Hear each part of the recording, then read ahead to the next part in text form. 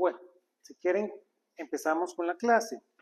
¿Se acuerdan que habíamos hablado de que pensaran un poquito en esta situación? Entonces teníamos aquí este sistema y teníamos nuestra cuerda,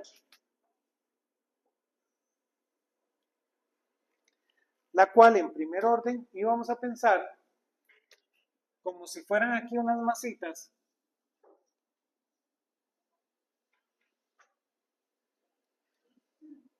que estuvieran interconectadas por un resorte. Eso vamos a decir que lo que estamos haciendo es un contraste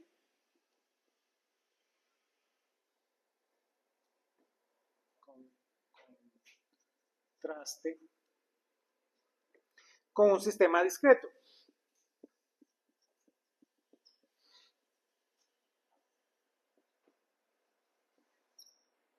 Entonces, tenemos esto que es un sistema continuo, todavía no sabemos cómo resolverlo, lo vamos a hacer discreto y luego vamos a hacerlo continuo, gracias a lo que nos enseñó Riemann, ¿verdad?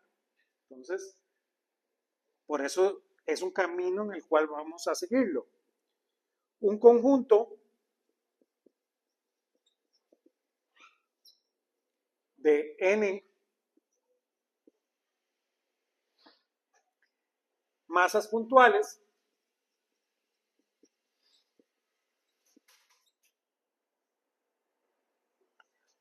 unidas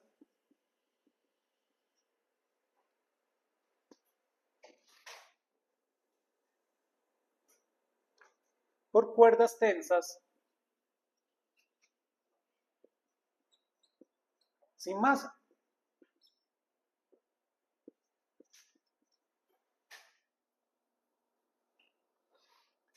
Los desplazamientos de esas masas le vamos a llamar U sub i, donde i es el número de masa, ¿verdad? I barre desde 1 hasta n. ¿No?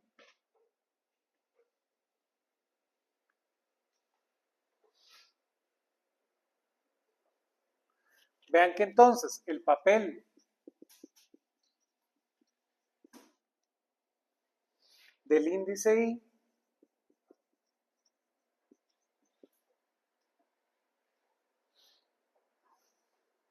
lo juega la variable X en el caso continuo.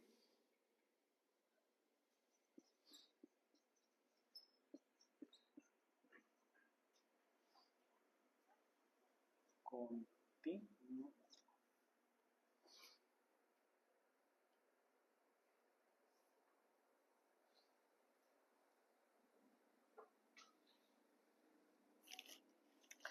Sí, los sistemas se están moviendo,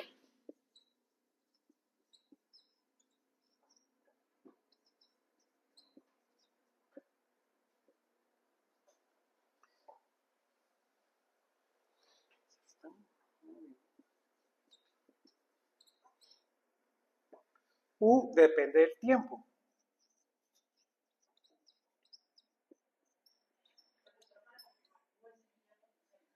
No. ¿Se acuerdan?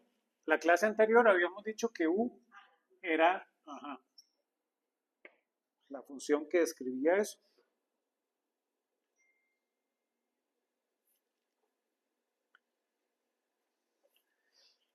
En el caso discreto va a ser U sub i de t, ¿lo ven? Y en el caso continuo realmente es U de xt. ¿Sí?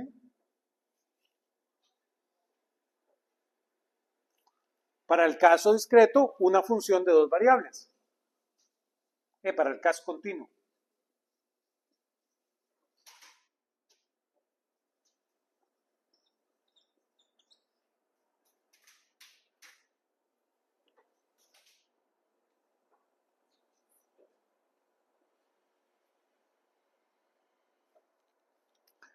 Y aquí viene la parte delicada, ¿verdad?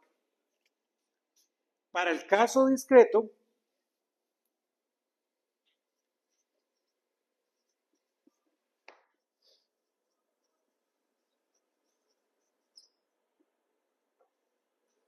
la ecuación de Newton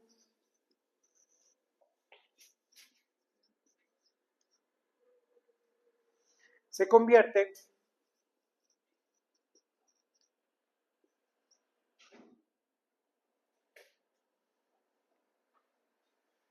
en un conjunto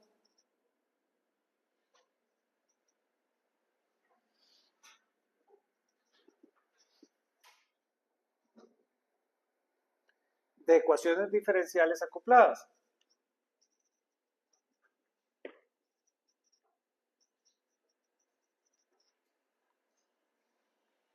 Para U y de T.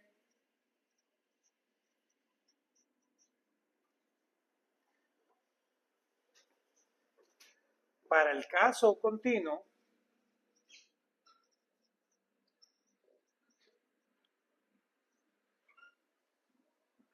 una ecuación, una lo ven, en derivadas parciales.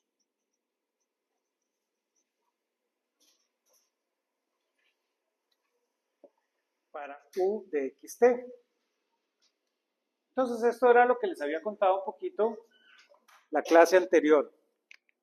Aquí estamos en malas palabras, ¿verdad? Ecuación en derivadas parciales. Entonces yo les decía, ¿verdad? Tienen que reflexionar un poquito en esto, porque eso es un problema. Les he contado que las ecuaciones diferenciales en derivadas parciales, aún a los matemáticos les asusta, ¿verdad? Ese es un campo que dentro de las matemáticas no es el más gustado. Ustedes tienen que entender por qué. ¿Sí? Ustedes como físicos en este momento tienen que dar ese salto conceptual y entender por qué es un tema hablar de ecuaciones diferenciales en derivadas parciales. Esta es realmente la primera vez que vamos a llegar ahí, a ecuaciones diferenciales en derivadas parciales. ¿Lo ven? Muy inocentemente empezamos con ecuaciones diferenciales acopladas y a la vuelta de la esquina, ¡pam!, caemos en ecuaciones diferenciales en derivadas parciales. Yo les conté que esto es algo que ustedes deberían tratar en su curso de métodos 3.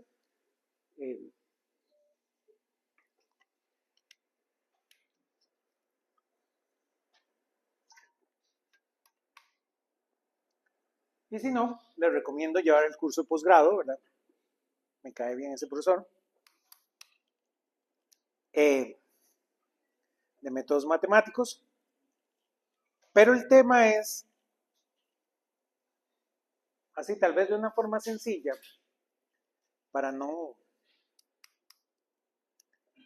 dejarlos ahí con el cuento en la mano, las ecuaciones diferenciales en derivadas parciales que tienen solución son muy poquitas. Ya solucionar ecuaciones diferenciales en derivadas parciales no es sencillo. ¿Sí?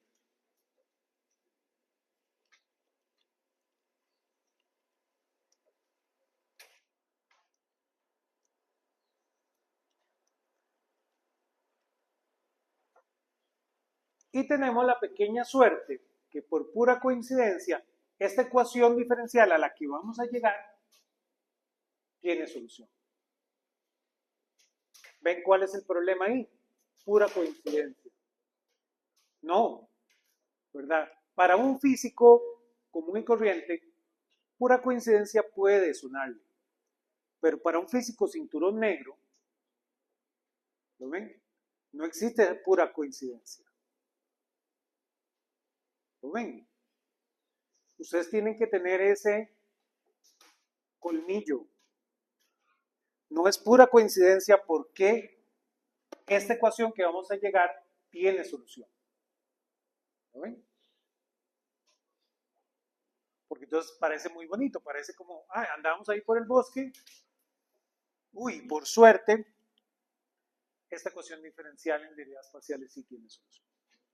¿Sí?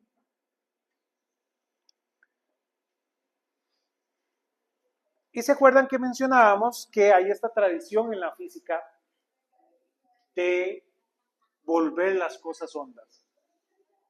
Entonces hay esta tradición de importarle cómo las cosas son ondas. Les contaba que viene desde los griegos que ven la música como parte de las matemáticas, el estudio de la armonía era parte de lo que estudiaban los matemáticos. ¿Lo ven? Y por eso la física vuelve a la ecuación de onda tantas veces. ¿Sí? Pero ustedes como físicos cinturón negro tienen que quedarse con esa espina.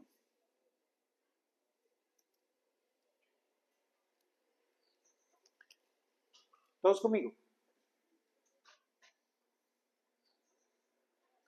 Demos un paso más. Vamos a ver un pequeño segmento de la cuerda. Voy a borrar acá.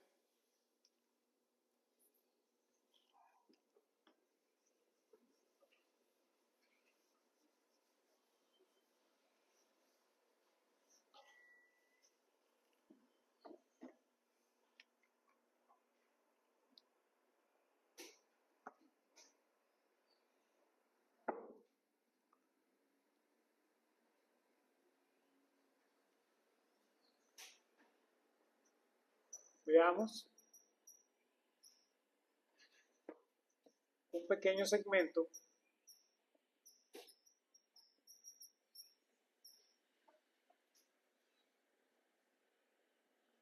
AB de la cuerda.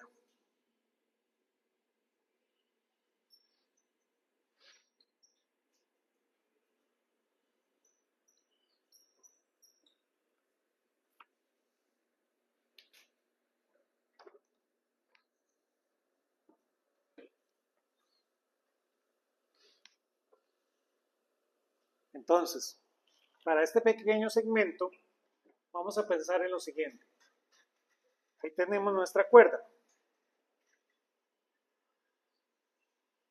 Aquí vamos a tener una posición X y aquí vamos a tener una posición X más de X.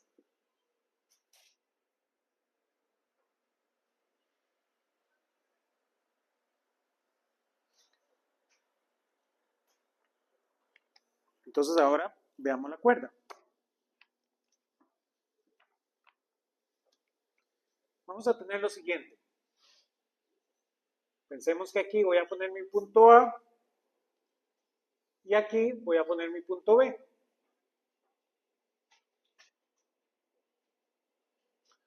Por pensarlo, de alguna manera, esto podría estar con ese ángulo, ¿verdad? Desde el punto A, donde estaba la cuerda, hay un ángulo de desviación.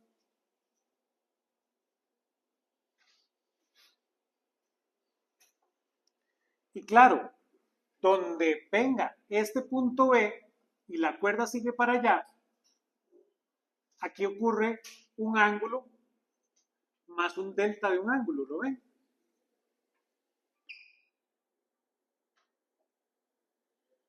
Eso es lo que al final va a hacer que la cuerda tenga una desviación total.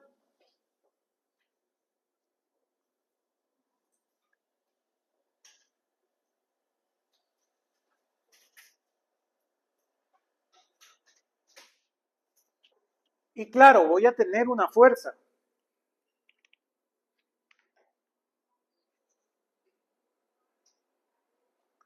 Va a haber una fuerza que se siente en A, que le voy a llamar F1, y va a haber una fuerza que se siente en B, que le voy a llamar F2.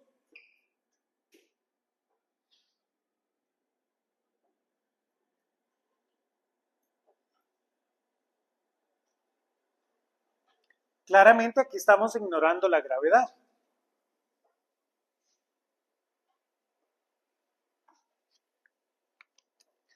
Veamos a ver a la luz de este pequeño segmento cómo podemos interpretar las ecuaciones.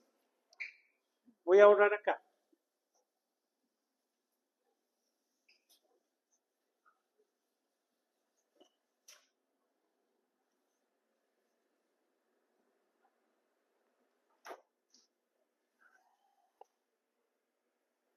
Entonces,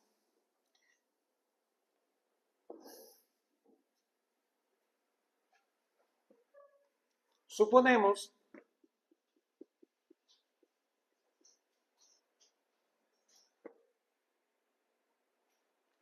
que nuestro Ux de t es pequeño.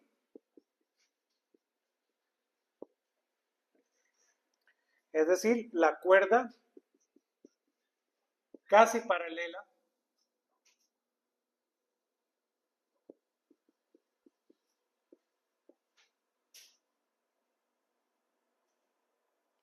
a X.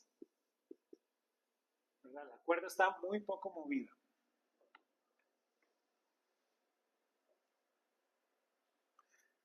¿Qué queremos decir con eso? Bueno, esto implica que la tensión es la misma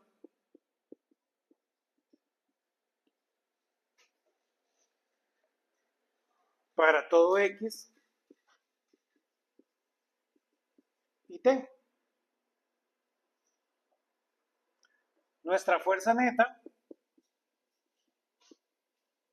simplemente va a ser F1 más F2.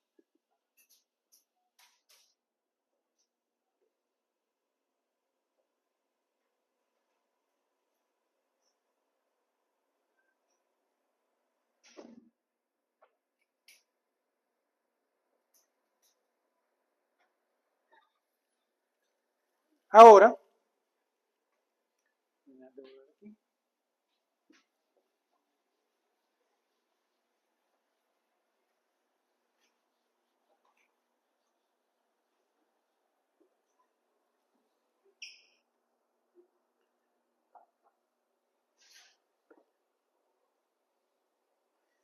sí,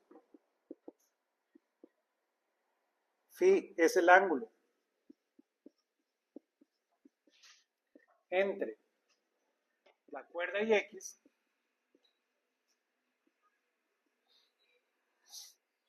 tenemos que la fuerza neta en X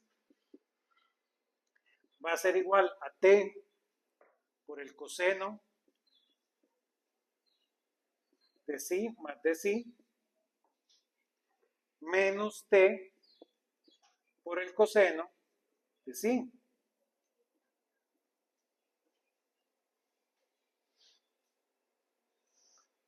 Y todos conmigo que esto es cero.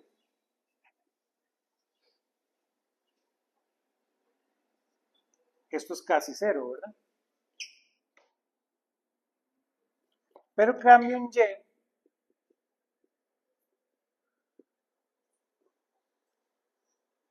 voy a tener T por el seno de phi más de phi menos T por el seno de phi.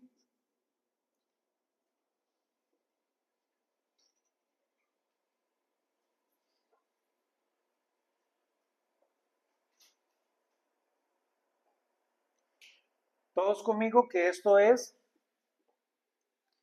T coseno de phi más de phi.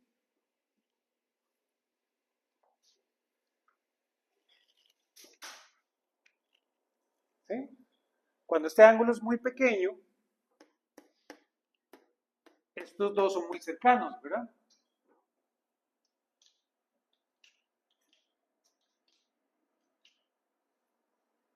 En cambio, estos no son tan cercanos.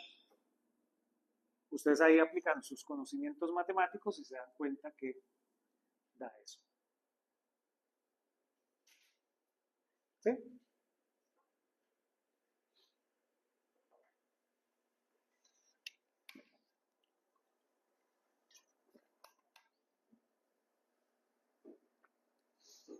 ¿Qué pasa si esto no es así?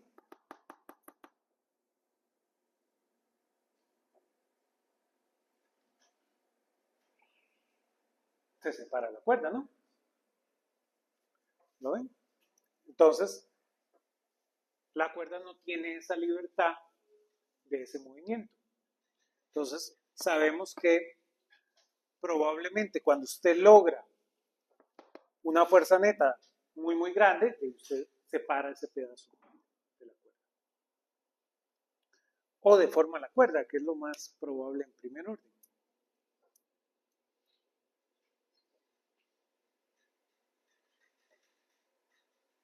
¿Todos conmigo?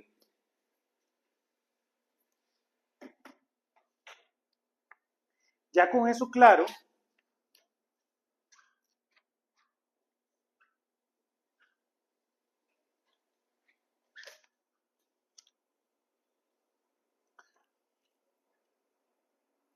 podemos avanzar. Aún sabemos que phi es pequeño.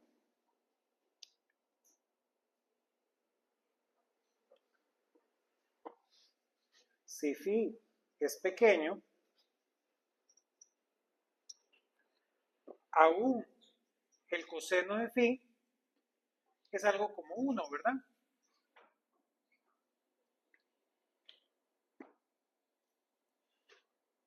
Por eso esto nos da 0, ¿sí?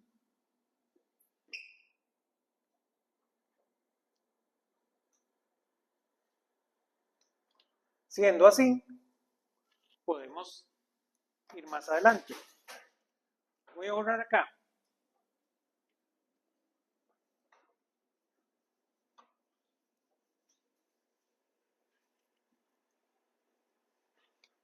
Podemos ver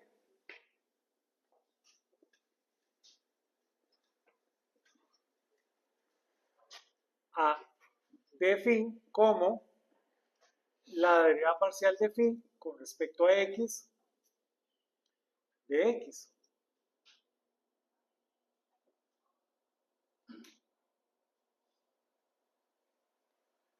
Claramente tenemos que recordar que es parcial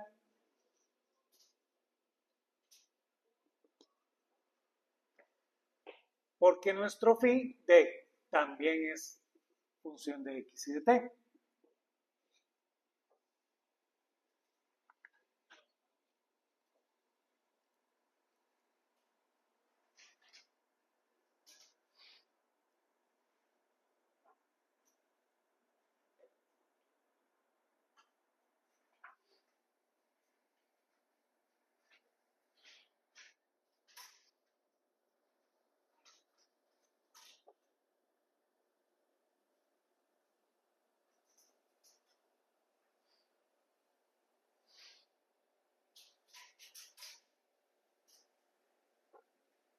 Y claro, aquí tienen que ver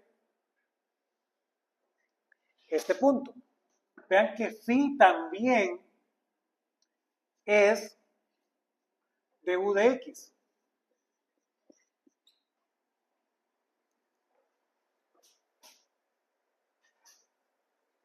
¿Qué es du de x? La inclinación de la cuerda, ¿verdad? Entonces, que viene dada exactamente por el ángulo. Entonces, nuestra fuerza neta Y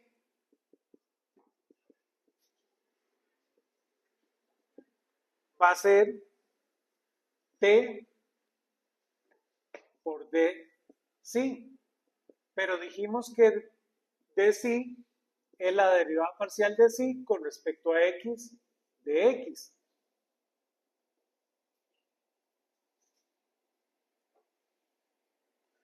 Pero también dijimos que sí es esta cantidad.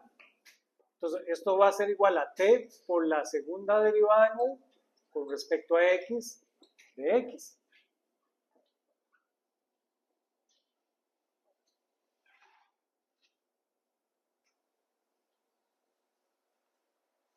Todos conmigo.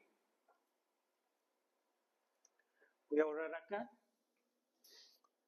para que veamos qué pasa. Como esta es la fuerza neta por segunda ley de Newton aquí no hay ninguna ciencia muy complicada, la fuerza neta tiene que ser ni más ni menos que la masa por la aceleración que se sienta en Y.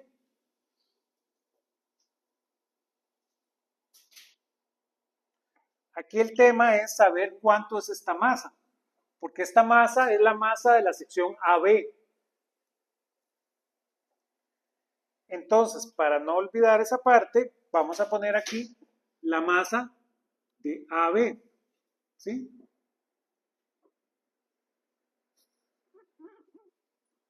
La masa de AB.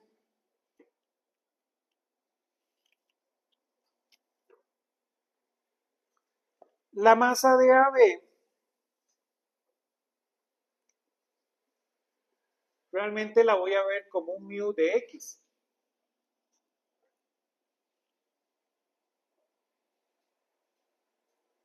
Donde mu es la densidad lineal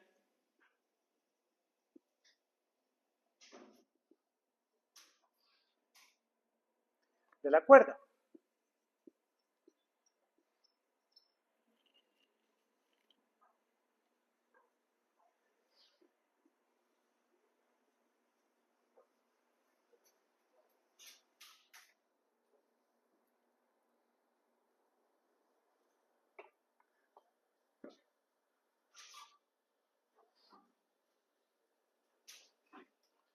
Entonces, esto quiere decir que nuestro amigo se ve como mu por la aceleración en Y de X.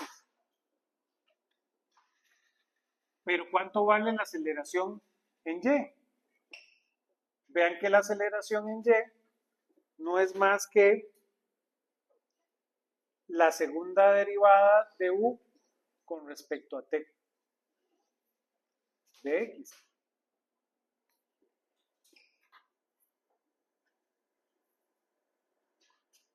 Y claro, ahora puedo sustituir lo que vale F de Y neto.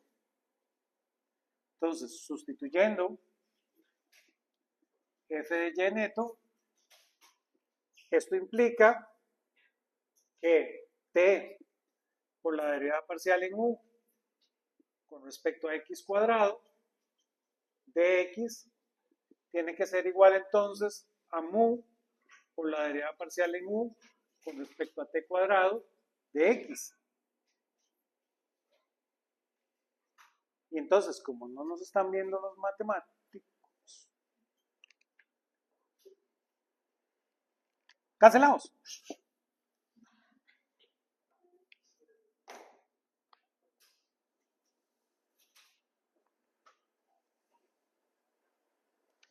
Entonces, esto implica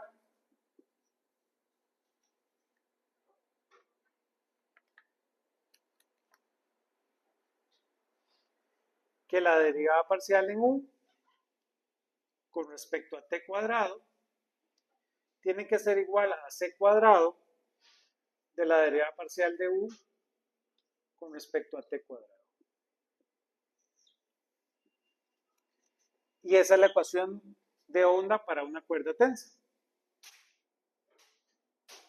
Donde C, nuestro amigo C, simplemente lo definimos como la raíz de T entre mu.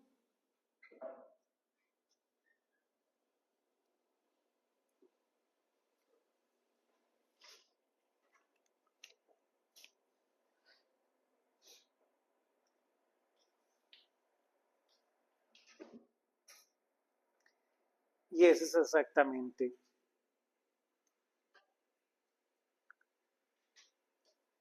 la ecuación del movimiento de una cuerda tensa.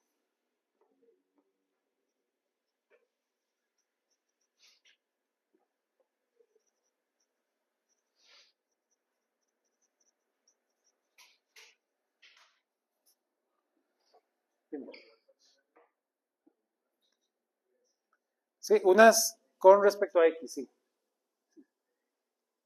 Ahí simplemente el símbolo lo hicimos muy rápido, pero esta es X. Perdón.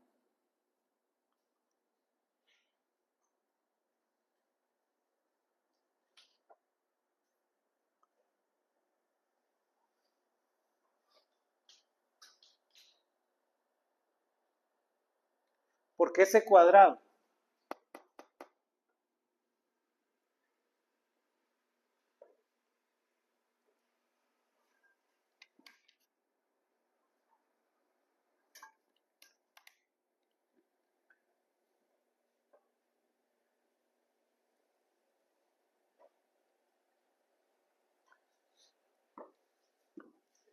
Claro, si ustedes ya llevaron métodos 3, deberían poderme responder por qué ese cuadrado.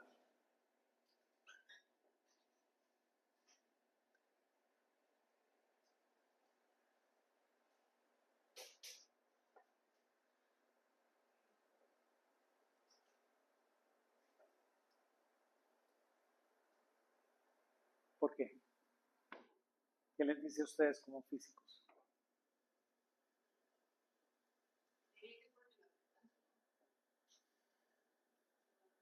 ¿Por qué la frecuencia? Es una respuesta interesante.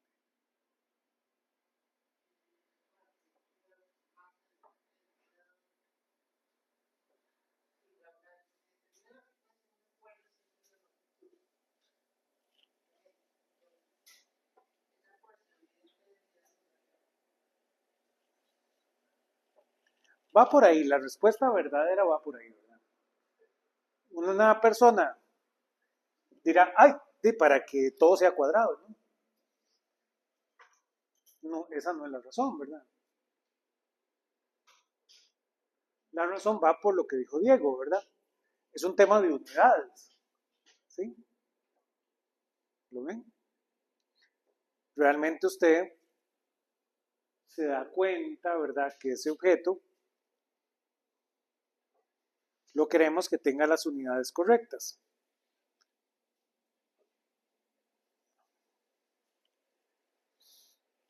¿Todos de acuerdo? No es por pura casualidad que ponemos ahí un C cuadrado.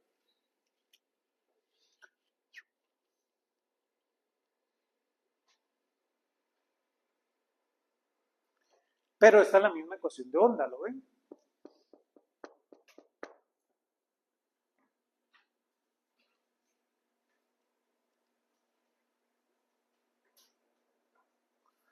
Para saber que esta es la ecuación de onda, hasta este momento fue pura casualidad. Llegamos a la ecuación en derivadas parciales. Ahora hay que solucionarla. ¿Lo ven? Cuando ustedes la solucionan, se dan cuenta que es la ecuación de una onda, ¿sí? Hasta este momento esta es la primera vez que aparece esa ecuación. Entonces, todavía no sabíamos ni le llamábamos ecuación de una onda, ¿verdad? Hasta este momento es la ecuación del movimiento de una cuerda tensa.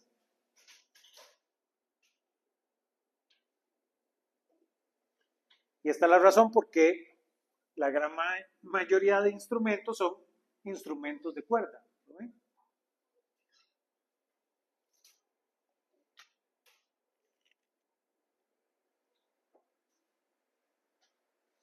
Y claro, ya ustedes como físicos me podrían decir qué son los otros instrumentos que no son de cuerda. ¿Cómo se llaman los instrumentos que no son de cuerda?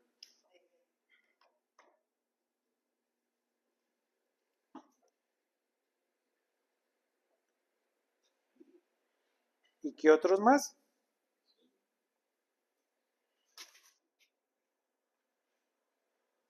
¿Cuál?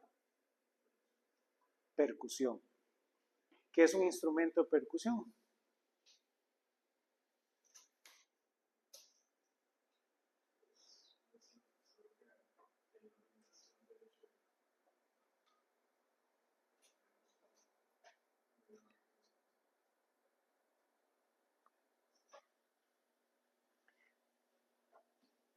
¿Por qué no todos son instrumentos de cuerda?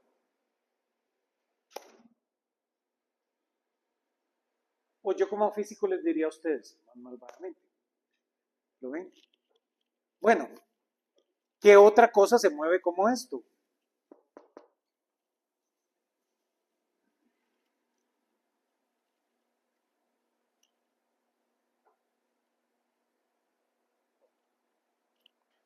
¿Lo ven? La respuesta a mí como físico que se me ocurre es una cuerda de 2 dimensiones, ¿no? ¿Qué es eso? Una membrana. ¿Qué son los instrumentos de percusión? Membranas, ¿no? Todos conmigo.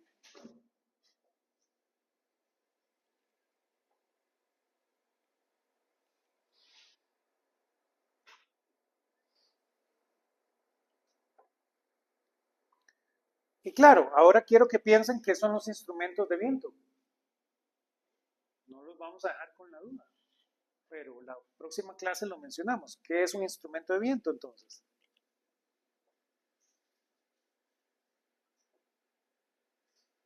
¿Lo ven? Están los instrumentos de cuerdas, que son básicamente el 90% de los instrumentos. Después están los vientos, después está la percusión. Y ya eso es el 99%, 99.99% de la música. Ya explicamos qué son los instrumentos de cuerda, qué son los instrumentos de percusión, entonces ahora qué son los instrumentos de viento.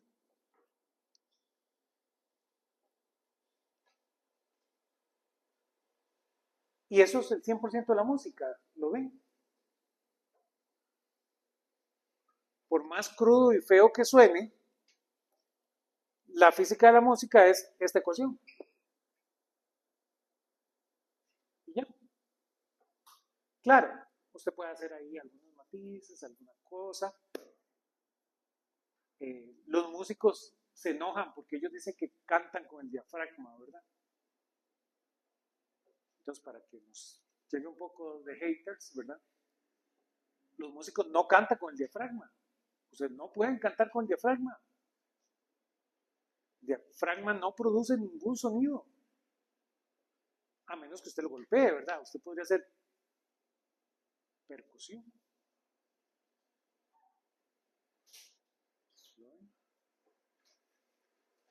¿Ustedes con qué cantan? Con la garganta, ¿verdad? ¿Qué es la garganta? Un instrumento de viento común y corriente. ¿Lo ven?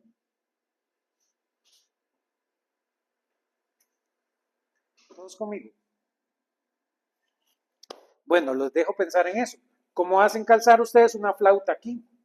¿Dónde está una flauta ahí? Pero bueno, ahora solucionemos esa ecuación. Voy a borrar por acá.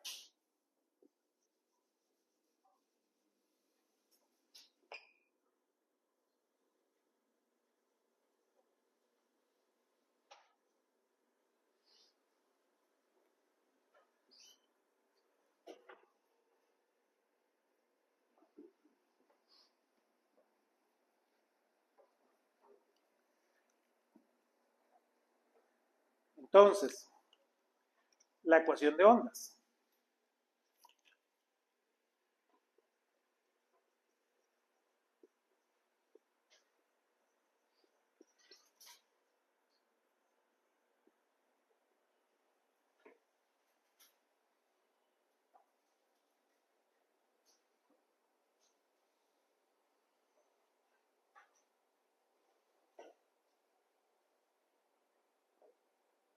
La acabamos de poner ahí, recordémosla.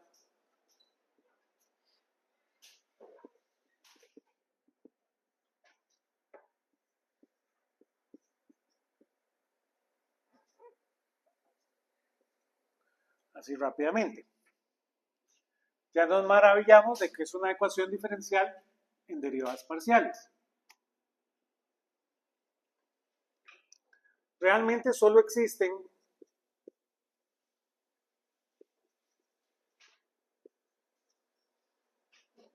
tres tipos de solución.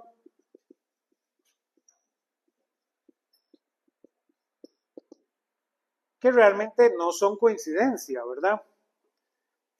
La primera es una perturbación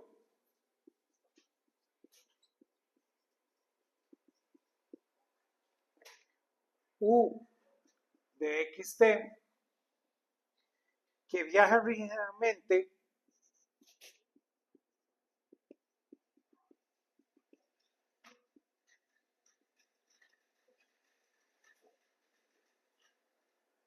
por la cuerda de izquierda a derecha.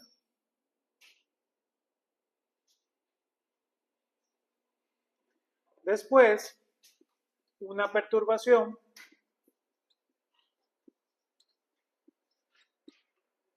U de xt que viaja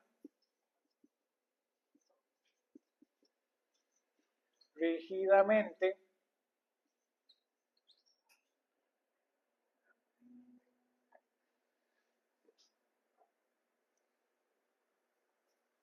por la cuerda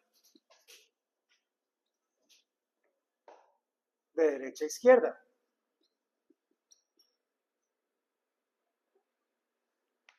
Y hay una tercera solución que es una combinación de las anteriores.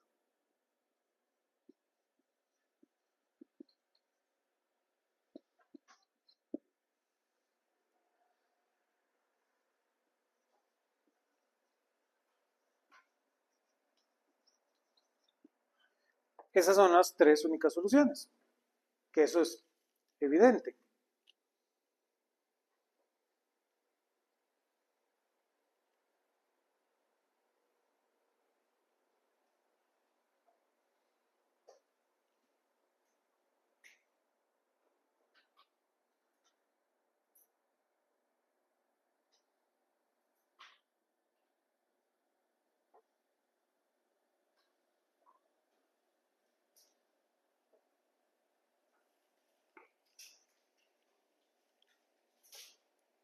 Teniendo en esto en mente, podemos ser muy hábiles, ¿verdad?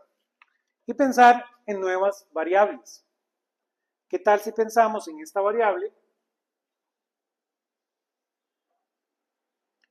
que de x menos ct y neta como x más ct?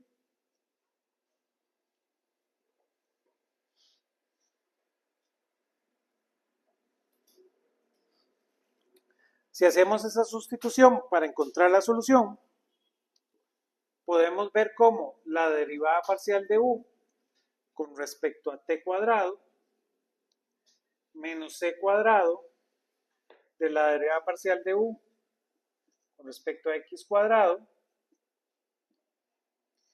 se vuelve menos u c cuadrado de la derivada parcial en qi de la derivada parcial de u con respecto a neta.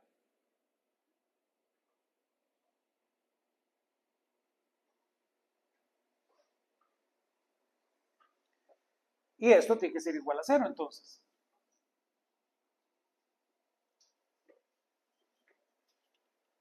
Entonces, bajo estas variables, nuestra ecuación diferencial ahora se ve de esta manera.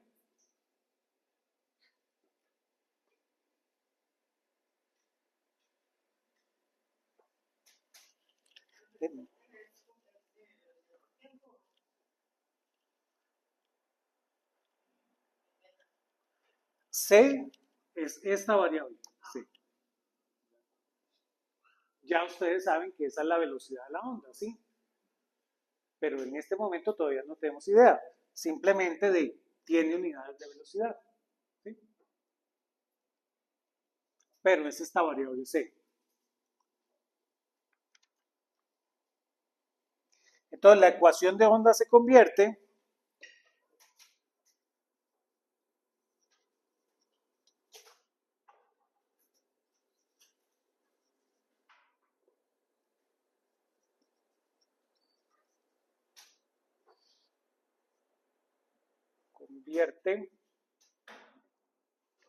en derivada parcial en qi, derivada parcial en u, de neta, tiene que ser 0. y esta va a ser mi ecuación de onda. Vean que por construcción C no puede ser 0 y U tampoco, ¿verdad? Porque U es el caso trivial que sea 0. Entonces lo único que puede ser 0 es esto, ¿verdad? Entonces la ecuación verdaderamente se ve de esta forma bajo este cambio de variable.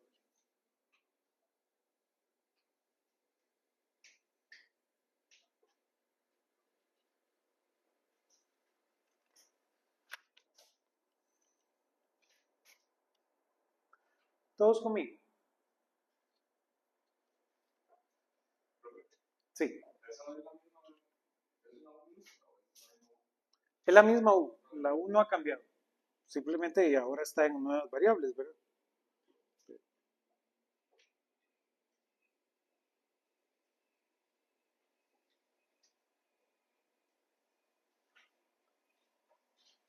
Claro, ahora para resolverla, temporalmente podemos escribir que la derivada parcial de U con respecto a neta, vamos a llamarlo H. ¿Lo ven? Para solucionarlo aún más rápido. Vamos a encontrar primero H y con H después encontramos U.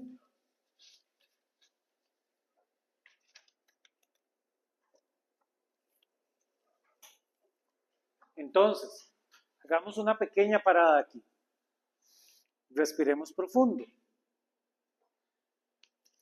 ¿Ven por qué esta ecuación diferencial tiene solución?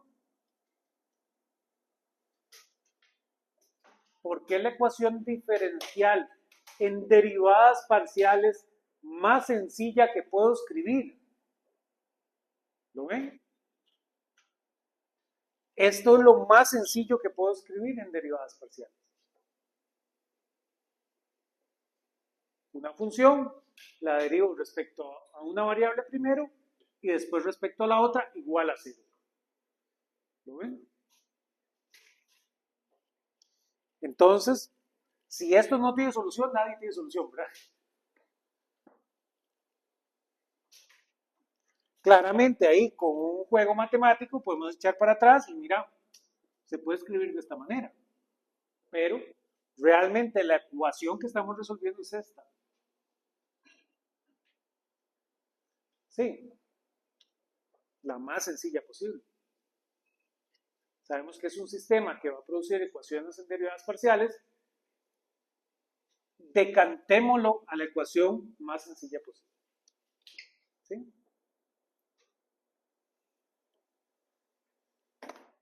Voy a borrar por acá.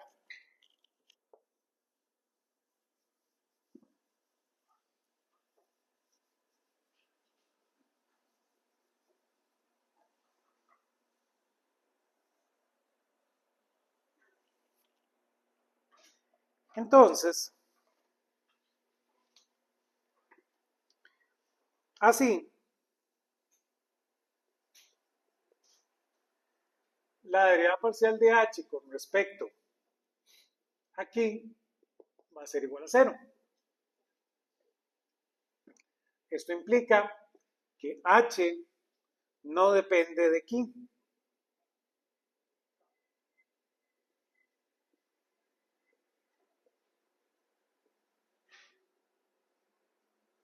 ¿Verdad?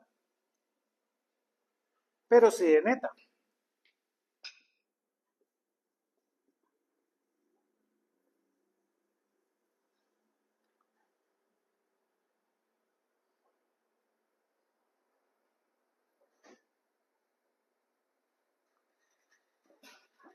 Porque la derivada parcial de u con respecto a neta va a ser h de neta.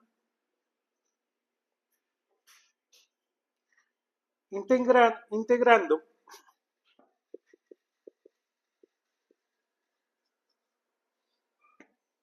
tenemos que u va a ser una función de aquí más una función de neta, entonces, donde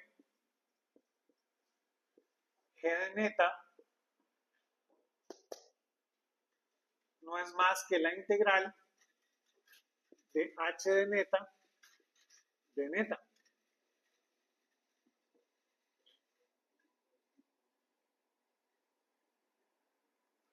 Lo cual es la solución general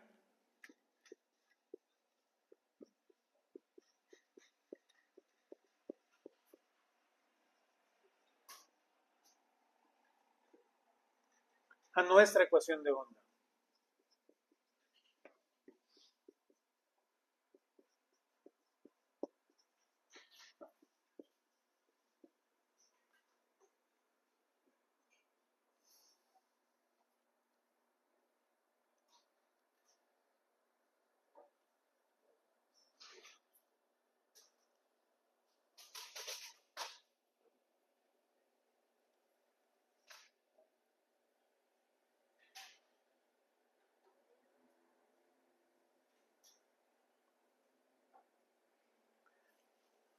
Podemos volver a las variables originales.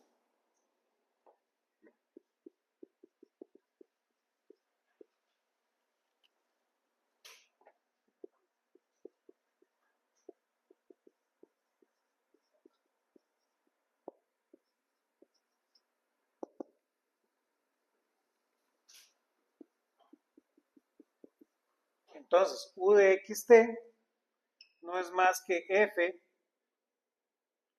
de x menos ct más g de x más ct.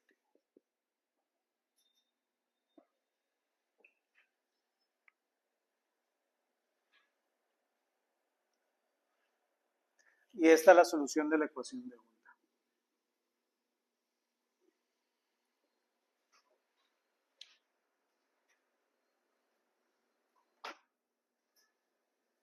¿Qué les parece?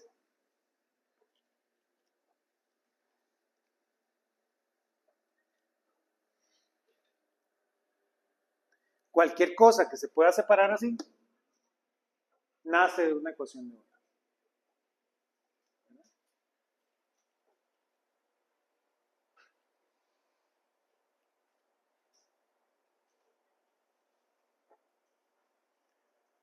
¿Van viendo? Aquí lo voy a escribir en rojito, porque esto ya no es parte de este curso. Pero aquí deberían sacarle el jugo a su curso de métodos 3.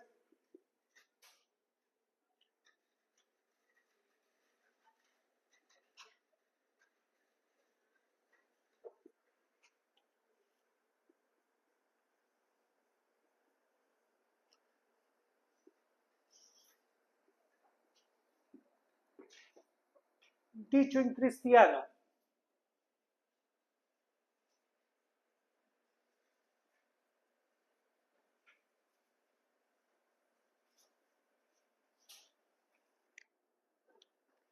ese coso es una onda. ¿Lo ven? De todas las funciones que puedo yo generar, aquellas de esta forma solucionan la ecuación de una onda. Las cuales son muchísimas, ¿lo ven?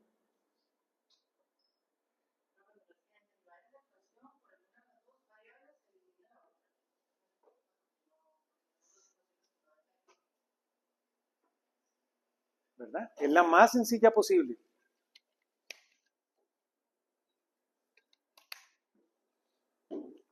Claro, ya volvamos a nuestro curso, ¿verdad? Eso es del otro curso. Volvamos al nuestro. Ahora veamos esto en nuestro problema de la cuerda. ¿Qué significa?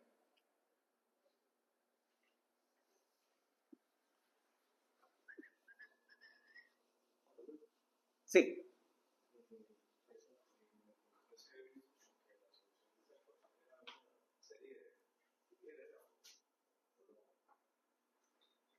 Ya ahí no me voy a meter yo, ¿verdad? Es un tema que, si quiere le pregunta a su profesor.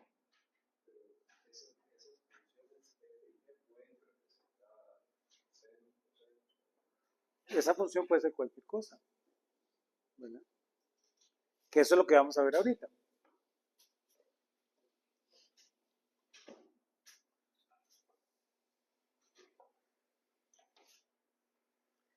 Para ver lo que representan estas funciones,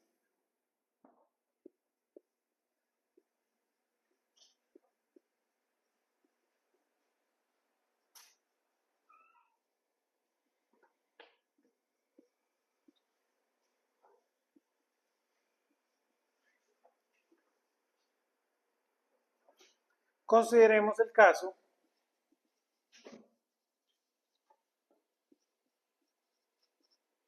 g igual 0.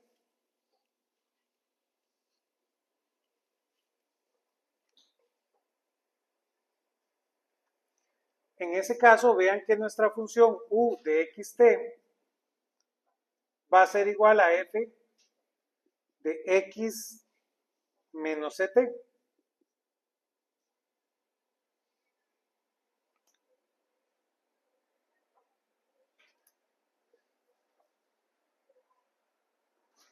Ese es un caso válido, ¿verdad?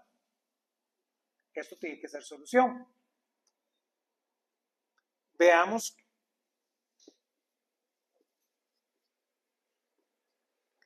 cómo para t0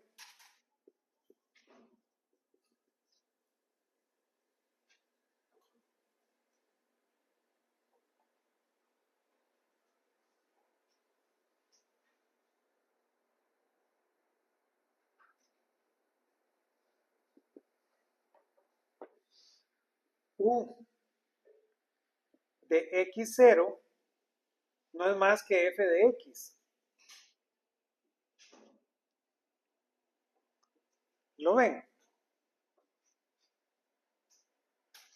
Es la forma que tiene la cuerda en el momento inicial.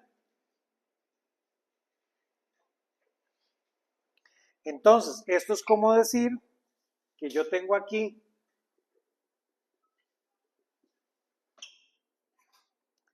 mi cuerda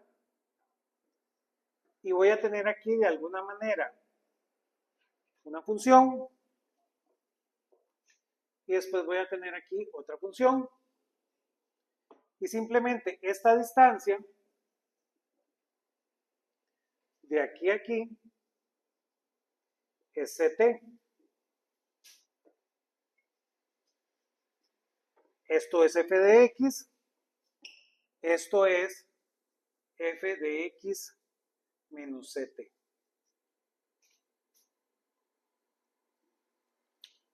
Donde en un tiempo posterior a la perturbación está dado por f de x menos ct.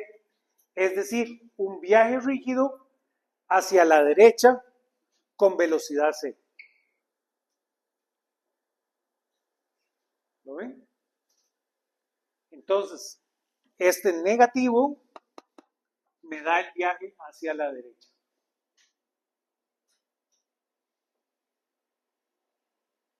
¿Sí? Tienen que convencerse de eso, ¿verdad? Ya eso es una habilidad que se espera de ustedes. Que vean que el movimiento a la derecha viene dado por este negativo aquí. Entonces el movimiento a la izquierda va con un positivo.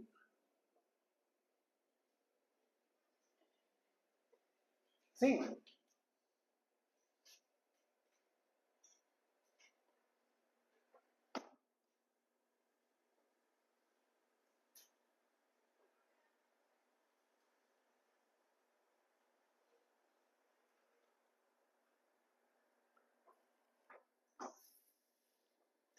Y esa es la solución. Vamos a revisitar eso. Ocupo que piensen un poquito en eso. La próxima clase vamos a ver entonces un f de x definido, ¿verdad? Vean que se vuelve una condición inicial.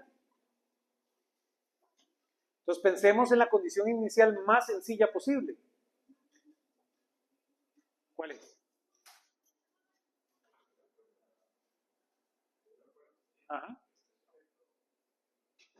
No, pero de esta forma. ¿Cuál es la forma más sencilla que puede tener un pulso en una cuerda? Ese ya es un poco complicado. Ajá. Un triángulo. ¿Sí lo ven? Lo más sencillo que yo puedo simular el pulso inicial es con un triángulo, ¿no? Yo solo pico la cuerda en un triángulo. ¿Sí? ¿Todos conmigo? Y con eso empezamos la próxima clase, viendo un f de x de un triángulo.